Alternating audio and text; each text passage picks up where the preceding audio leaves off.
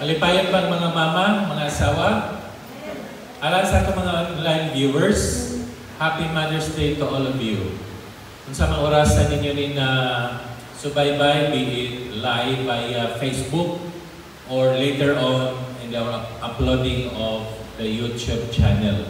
You just subscribe to us on Christian Gospel Church Tagbilaran.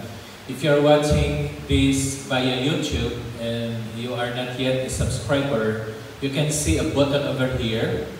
At this portion, you can click so that you will be automatically be subscribed to our channels. Today is May 11, 2025, a day before we cast our decisions on who will be our next senators, congressmen, governors, provincial officers, the city officials. And I know, matod pa nila, daghan ang nangamang na ay pulag lubot ang kamang, sakit ka na mamaak, na ito, o guban pa ng mga klase sa mangamang. So, putangin lang ninyo chok ang inyong mga alagianan aron dili magkasulod ini kamang na sa mga dili maayo ng mga insects. But tomorrow will be our decision. And cast wisely your votes home to vote. We will not endorse as a church, but we will just remind you of your passion, of your heart on to whom you will vote. And we will respect and we will honor your votes, be it you are with me or not with me.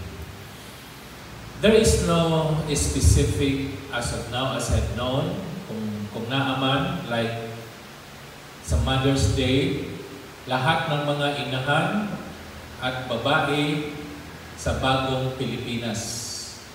But I will not dwell with that theme in the Philippines. But I'd rather talk about sa Tagalog, nag-ingon din ang aparing picture na di ko kabasa. Sige na, pasa ko sa my glasses. Medyo gamay. I don't know kung makabasa ka sa ito. Happy Mother's Day sa lahat ng mga ilaw ng tahanan. Sino ba ang ilaw ng tahanan? Who are the lighthouse of the family? The mothers, mga inahan. So we will be talking now about the lighthouse of the family, or the lighthouse, or the light of the house. Kung isaho nato na siya, the lighthouse of the family. And we will see only one verse in the scripture, that is Proverbs chapter 31, verse 28 in the New International Versions. Atong dunganan sa pagbasa, even those who are in online, if you can see the small TV in your laptops, in your screen, in your cell phones, please join us in reading Proverbs 31, verse 28 altogether. Her children arise and call her blessed, her husband also, and he praises her. Let us pray. Father God, we thank you, Lord, for this day's celebration. The Mother's Day, not only in the Philippines, but throughout the world. And thank you for our mothers that you have blessed with one or many children into this world, that we are one of them. And thank you for their lives, that because of them, oh God, we are now what we are. And thank you, Lord, that as we ponder and meditate your word in the Old Testament, reflecting your Son, Jesus Christ as our Lord, may the wisdom of the Holy Spirit will guide us into the full understanding of your word. All this we ask in Jesus' name. Amen. Maybe we can memorize Proverbs 31:28, verse 28. As it says, her children arise and call her blessed. Her husband also, and he praises her. So in this verse, we can see three personalities. Who are they? Her refers to the mother, children, and her husband. So tulo ang atong isgutan karon. Ang babae o ang mama, iyang mga anak o ang iyang bana. Although dili tanan nga bata na dinhi karon, or maybe the children are prepared themselves in the ground for our program, but today, even via online, whoever you are, wherever you are, let's talk about Proverbs 31:28. First, let's take a look at the historical background. And this book, the book of Proverbs, is called the Book of Wisdom because from chapter 1 to chapter 31, it talks about wisdom. So it's a wisdom written by Solomon, and no one on this earth is just like Solomon. God has given him wisdom so people may know and understand the Word of God. Secondly, this was written for the young men who are preparing themselves as leaders. The young men at the time of writing were prepared by Solomon and God in order to become a father, or maybe ang uban di mahimong amahan, malanggod siya, and still become a leader. So this means maminyo man ka young man, or dili man ka maminyo, God wanted you to become a leader. And unsa may gikinahanglan sa usa ka leader? A young leader should understand the wisdom of God by demonstrating, describing the woman, o ang babae, o ang mama. Dali nato masabtan kung maghisgot ta sa relationship sa usa ka inahan. Ang tanan ng mga tao makasabot tungod kay ning-agit ang tanan nga doon na tayo inahan. Doon na ba dinhin nato, and even online viewers na walay mama? Of course na. Nganong naamang ka, di magkaliagi sa tagoangkan sa imong inahan. So walay tao, wala ni bisan kinsa nga maingon, wala ko'y inahan. Except those na nag-away siyang mama recently and even long time ago. Na maingon, wala ko'y inahan. Nga naman, nag-away man sila.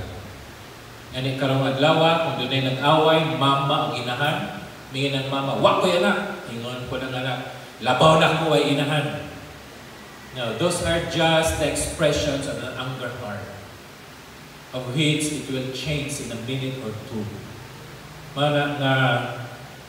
Whether you like it or not, whether you accept it or not, the fact remains we have our mothers.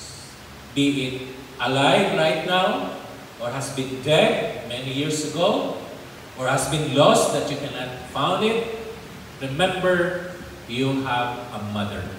And as a leader, as a young leader, you need to understand the characteristics, the character, the traits of a mother.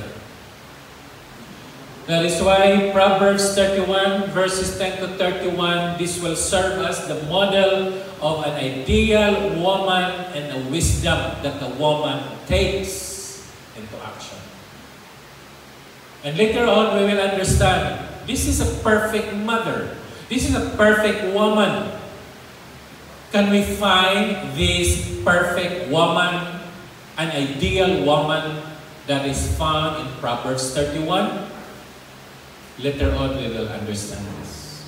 And lastly, Proverbs 31 portrays the role of woman in the home and community. And the center of this is the health of the family.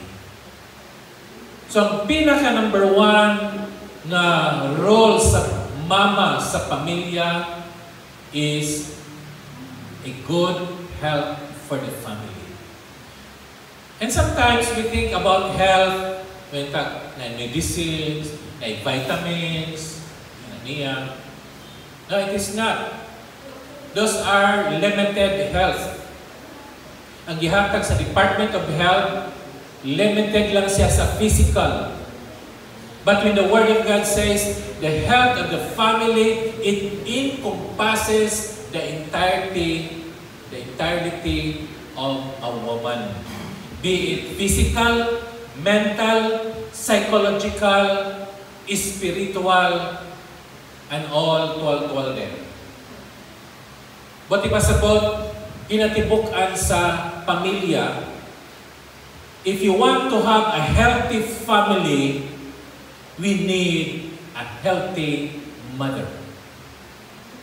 Oy, akong mama kay dato kong tiyan. May akong mama kay tambok man kaayo, dili sa healthy, yan ay diabetic.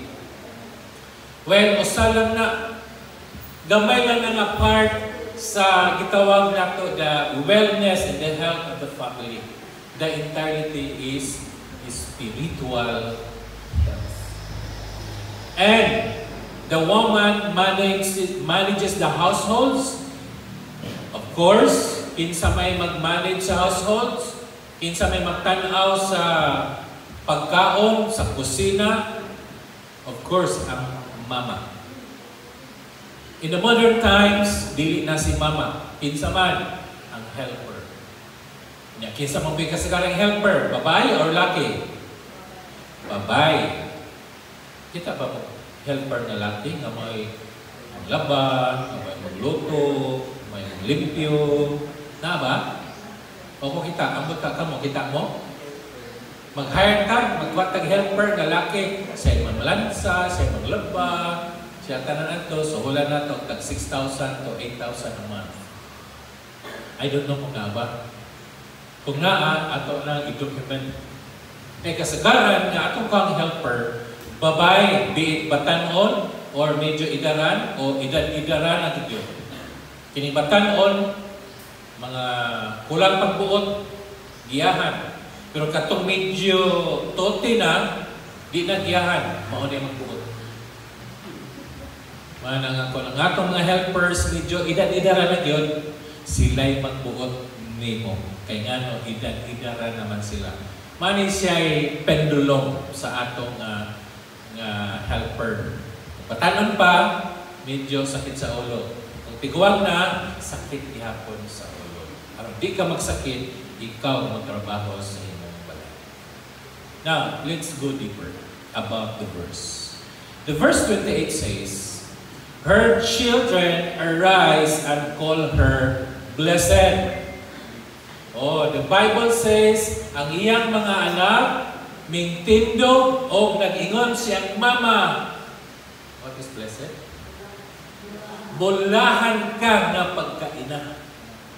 Asa ka high feeling sa mama nga, inikabuntag mo mata iyang anak o mugakos o iyang nga, ma, I love you. You are blessed. Mga tanas ako na, ang babinala. Mothers, have you experienced a child or children doing this? That when they arise in the morning, will hug you and say, Ma, I love you, you are blessed. Wala I love you, kanalang yun nga, Ma, blessed ay ko nga na. Na ba? Na? Ako asawa niyong yes. Mga anak, when was the time you hug your mother and say you are blessed or I love you? Today, because today is Mother's Day. Mga mama namin, ingon mo nga I love you sa inyong anak. Kung wala pa, tingnan sila, uy, Mother's Day na ron. Basta kayo po, kulang lang sa Nancy. But what does her children mean? Kinsa man yung mga bata? Kini nga mga bata nga nang iyon nga I love you or sa to ng blessed. Bulahan ka, mama. Kinsa man ni sila mga bata? Pwede ni sila duha ka buok. Those children that you raise up as your biological children, but it could be children that you have cared for, bisag dili nimo anak, pero imong gi-adopt, or imong gi-atiman, or imong gi-mentor. So tanang mga bata nga ming-agi sa imong mga kamot, that's what the word her children means.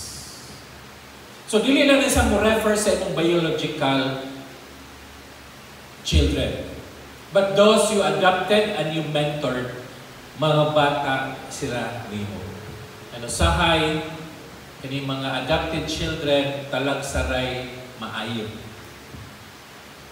Nya usahay sad mas maayo po tong gi-adapt kay pag I love you katong mga pure nga anak mura ra guway nahitabo.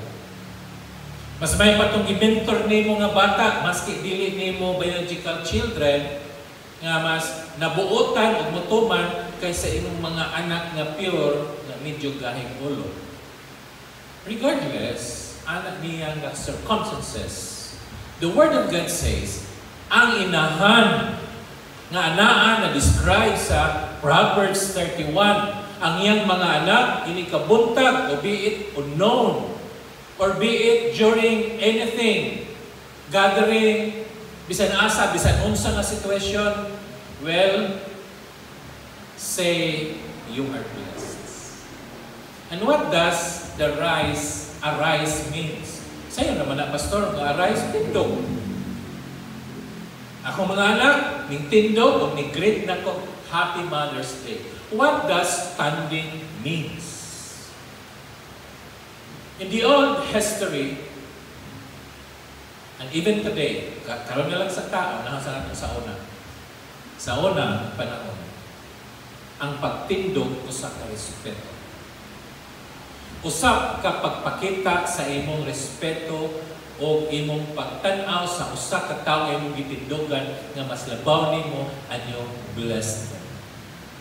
Like karon, ladies and gentlemen, let's welcome our guest speaker. Let's give them a round of applause. Kagingnan man, isugo man. Pero during graduation, inigtindog sa guest speaker. Kasi baton sa mga estudyante, manindog sa, di ba? Or sa concert or anything, once na doon ay gitawag o standing ovation,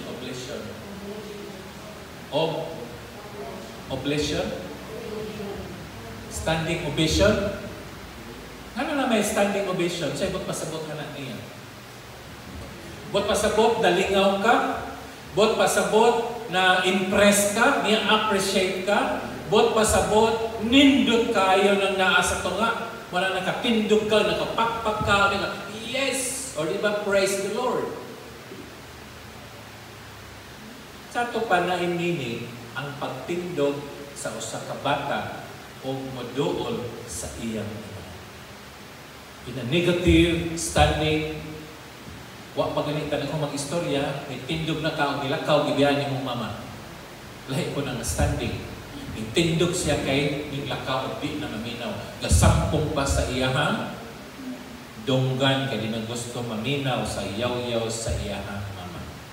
But the Word of God that describes a woman in Proverbs 31, tungod sa kanindot sa kinabuhi sa mama, tungod sa nahitabo nga pag-atiman sa mama ngadto sa mga bata, ang mga bata adunay dako nga respeto sa ilang inahan. Children, isa nun sa kamaldita inyong inahan, kumaldita mo galing, but there remains to be your mother. We have only one mother in this earth. Dili ka pwede duha imong mama biologically. But legally, pwede dahan kag mama. Spiritually, pwede dahan kag mama. But biologically, kausara gyud ka o usara ka bilahan ang imong giagyan.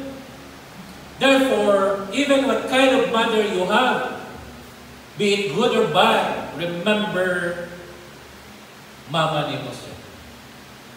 Maski di ka ganahan, maski may ka nga may pagwa ko gianak. And great for children, remember We have only one biological mother in this earth. And we need to give them and call them blessed.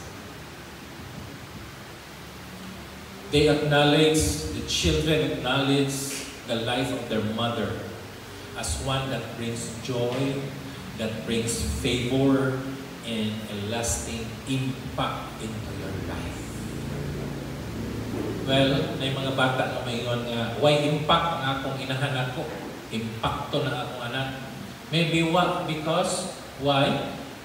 Wala na yung mama. Iya man kong gibilin, iya man kong gilabay. Dito ng kuslaing mama. Be it, i-adapt ka or wala, child. You need to give praise to your biological mother. Of course, in a grace name, imo po na siya nga tahoro. But you need also an equal tahor to your biological mother. What will be our application? Number one, godly motherhood leaves spiritual legacy. We talk about godly. We do not talk about a mere mother. What's the difference? Kung nag-follow ta sa Proverbs 31, that is a spiritual mother. Kung spiritual mother description and Proverbs 31, then inig-transpose anak niya sa imuhang kaugalingon. Kung doon na kay Kristo sulod sa imong kasing-kasing, you become a godly woman, a godly mother. Therefore, a godly mother expects a spiritual legacy leaving their children here on earth. Pero kung dili ka spiritual mother or woman, unsa nga legacy ang imong ibilin? Of course, legacy base sa imong una-una, base sa standard sa kalibutan, base sa urog, base sa modern times, base sa what was accepted universally.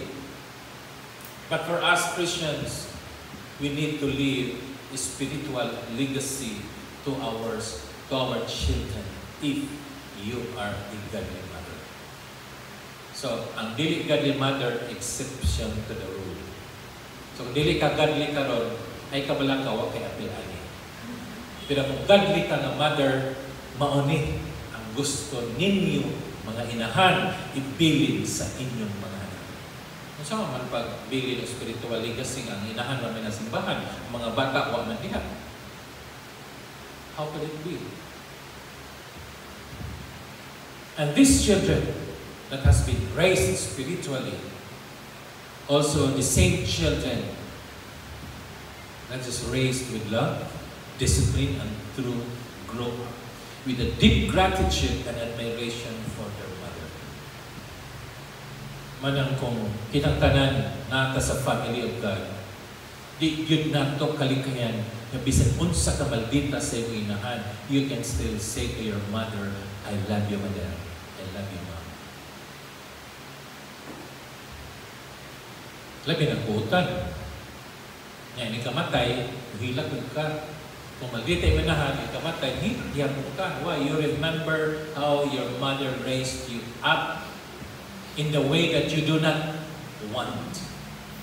Maman yung problema sa mga bata. Di ko ganahan. Alang-alang man, o raise up ka the way you think. Alang-alang man, kung sa isulti sa mama, ka na rin mong gustong madumog.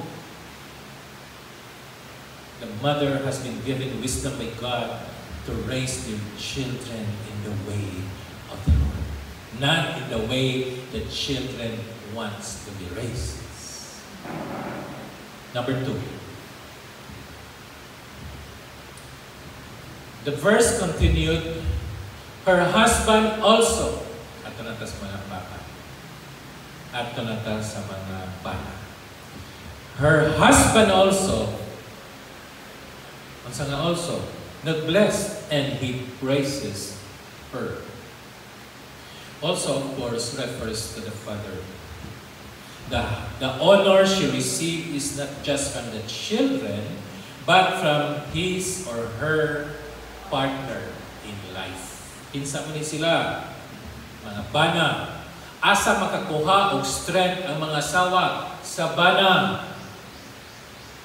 Kung ang mga anak naghatag og appreciation sa ilang inahan, ang bana kinahanglan pod mo appreciate sa iyang asawa. Why? Because the mother, the wife, gets strength from the husband.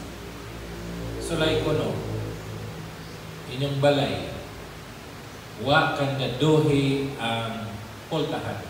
Kunya wala diha imong bana, ano sa feeling sa asawa? Tanan, sorry na siya. Ang bintana, lalak na ba? Pultahan, lalak na ba? Tanan, lalak na ba? Kita na ba din iwa niya yung papa? Pero na ang papa, sa may buhatan sa mama, relax. Na, bitaw ng bana. Ako asawa, mangutana. Nilak na ang gate. Kung kisa pa din ikinawian ikaw man, ako yung pangutan-on. Kasi katapusan, sorry, ato, di pag pag-abot dito sa kwarto, gilak na gate, tanawin ito ka kung nalak na ba? Ikaw may nalak, sorry, ako yung pangutan, hindi mo gilak. Because the wife wanted the husband to take the final look. If ang mga pultahan o bintana nasirado ba? So of course, ikaw kung ang tulog, usahay, manghihigsahan ang tulog, tanga po ko sa gate na tandaan na ba? Usa sa mga asawa sa mga OFW, yun siya. Kung wala din akong bana, ako yun tanan. Kamot yun ko nga, malaktanan kayo na kami na ba din way laki, puro may babae, pati akong mga anak babae. Pero pag abot ko no siyang bana, ay salamat, di na ko maghuna-huna, kung lalak ba, o sa bato, matulog yun ko, maghulat sa akong bana mo do. I don't know if other OFW wives pareha ba inyong experience na may mga OFW po dali. Pero kay dako naman ni anak na laki, o ikaw mang amahan ha. O ang iyang anak, himon po niyang bana. Ingno niya nga, ikaw may laki ani. Naraba si Troy. Dili rin ibara ni mo Troy. But all other children and OFW mothers, ako na yung anak. So, wa din niya amaman ha, ikaw may amahan. Tato pa, imo ng husband, imong anak. Ilang mo na ho na manggod. Wa ila yung laki, so ikaw magpakalaki, kinanglan ikaw may murag amahan. Luoy po. Ang imong anak kay magwangan nga laki, mahimon imong bana. Pero ang buot pasabot na nila, dili bana nga ako na kang bana. Kana ba, mubarog ka as head of the family, kaya ikaw may nangina. So, ang mga bana, kinanglan mo appreciate siya ng asawa. Nakadawat na mabuk appreciation siya ng mga bana? Or may mga ambot, mura makukway bana ani. The next phrase, need siya nga, praise her. Isa na praise her? Ang bana. Literally means, he sings her praises, he affirms her publicity, appreciate her privately, and recognizes her worth. Pwede ang bana mo express nga to sa asawa privately. Sinanando ka? Pwede. Pwede sad siya in front of many. Pwede. Pwede sad siya sa mga gagmay nga mga gatherings. I-appreciate niya. Pwede. Kaya maunay, ihimos sa mga bana. May mga bana nga mura nagwa. Kaya kita, magtanaw ka niya, mura nagwa. Pero I'm sure, kung sila ng duhaan na, magpakita ng gugma. Labi na kung kaya pa, atos kwarto, naigugma na. Lahi po ng gugma na. Pero during sa family time ninyo, na-appreciate ba ninyo ang inyong asawa? Mga bana? Ngayon baka nga, wak pa niya akong asawa, ang bot, sa kitagway sa akong bayi. Sabi na ako, may ko sa asawa, wak pa niya akong asawa, ang pagkaha, kasi dagway na ning simbahan. Dagway, gihapon, pero kaya mukan. Maginala ka. And The word praise, igamit niya sa Hebrew word na halal, is also used to praise our God. Why? Later on, I will show you. Proverbs 31. Ngano nga ang praise her, the word praise, is also used to praise our God. Later on. But for these descriptions, ang bana nag-praise po sa iyahang asawa. Nag-dive ba ta mga bana sa itong asawa? Or sige lang reklamo sa itong asawa ng tabian, bugutbutan, o buban pa, subuan. Ato pong i-praise panagsa. Guwapa kaya akong asawa. Ay, maaya akong asawa. Guwapa niya asawa ha. Ambot, ngita ko lang asawa. Application number 1. A godly husband doesn't just expect, but he expresses appreciations. Again, godly. We want to see godly husband. If mothers, you are godly, but you have the ungodly father or husband, you cannot expect your husband to appreciate your work. Why? Wala din ha ang Diyos. Ang mga nagtikas, ang babae Christian, ang laki dili Christian, do not you say struggles. Pastor, naman po nindot nga dili Christian pero appreciative. Well, that is one of the qualities of a husband, appreciative. Pero na po yung mga husband na dili. But kung Christian ka, dapat mo appreciate ka sa atong mga asawa. And number 2, we need to acknowledge our wife's characters and contribution in reinforcing her value and encouraging spirit. This is a tall order for us husbands, including myself. Kasi contribution sa mga asawa sa pamilya. Kung o dili pa maayo akong asawa, di makakaton akong mga anak. Ngano, kalingon ko to as gawas. Alas 7, lakaw na ko para sa trabaho. Usahay mo ulit ko alas 11 sa gabi when I was with Feed the Children before. Ako may katapos ang ulit, kaya ako may driver, manghatod sa akong kauban during sa meeting. Muulit ko sa bahay alas 11 na sa gabi. Ano sa naman akong mga bata? Tulog na. Akong asawa, nang labang pa. What is the value of your wife at home? Husband, can we appreciate our wives because of their presence, because of the skills of God has given to them and the wisdom? Our family is happy. Now, let's go to the theological insights. Kay medyo money ang wa nakita kasagaran nato kung mabasa ka sa Proverbs 31. The woman describes here in the book of Proverbs 31 is not a checklist for perfection, but a portrait of wisdom that is fulfilled in Christ. So kung mabasa ka sa Proverbs 31, perfect.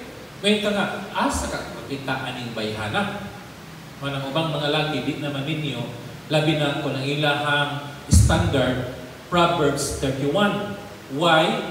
Di yung ka makakita o Proverbs 31 nga babay completely, as in 100%. Why? Because it describes, it is the shadow of Christ. So the woman here is a shadow that is to be fulfilled in the coming of Christ. Look at Colossians 2:3. It says, "In Christ are hidden all the treasures of wisdom." Asa ang wisdom according to Proverbs? Nasa babae. So kaning gi-portray, gi-describe nga babae din the pita is a shadow of Christ Himself. Mo nang perfect. Imong tanawon ng Proverbs 31, perfect. Nawas ta kakita perfect nga wife. Walay perfect nga wife.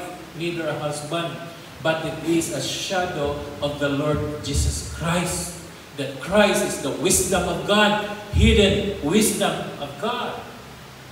When ang Christ, which is the hidden wisdom of God, naa sa babae, ang babae adunay wisdom from God, not from the readings of the books, neither the wisdom from the school. But when I say wisdom, it is spiritual, that is in Christ. Her sacrificial, industrious love points to Jesus, the ultimate servant king. See, walang ibutang na to. Godly woman, godly husband. Why? Because the wisdom is in Christ. Kung na si Christ nimo, na kay wisdom. So kung doon na kay wisdom, you know how to manage your households. Therefore, your household is healthy.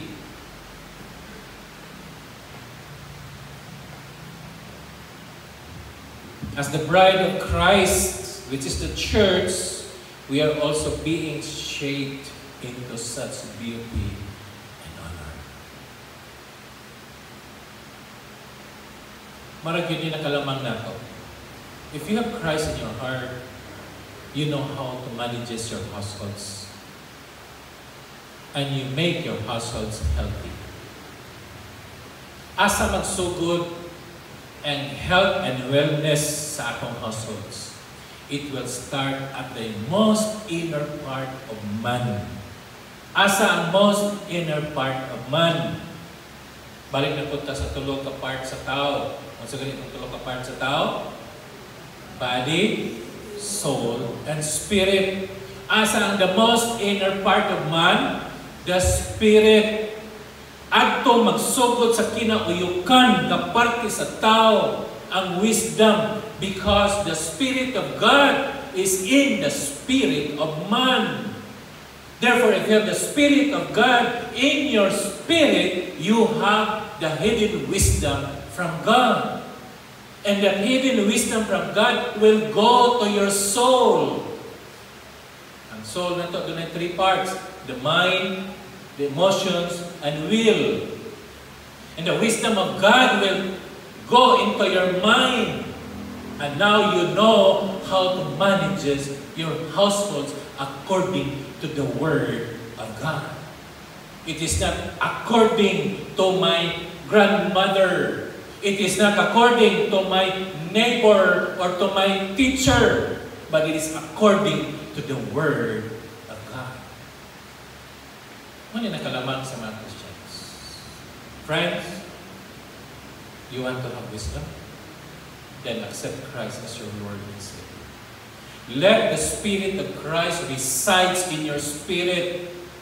And I know by listening to this message, the Spirit now opens up your heart so that you have the power to accept Him as your Lord and Savior. And once you have the Spirit of Christ in your heart, it will illumine your heart and your emotions to do the will of God in managing your households. My last slide talks about the big picture inside. Combining everything that I've said in this sermon, we know that this is a picture of generational and relational honor. What is generational? The generational is your children. And who are these children?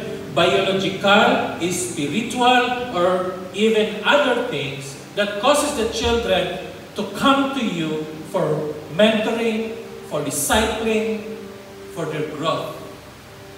And relational, this is between the relationship between the mother, the children, and to her husband.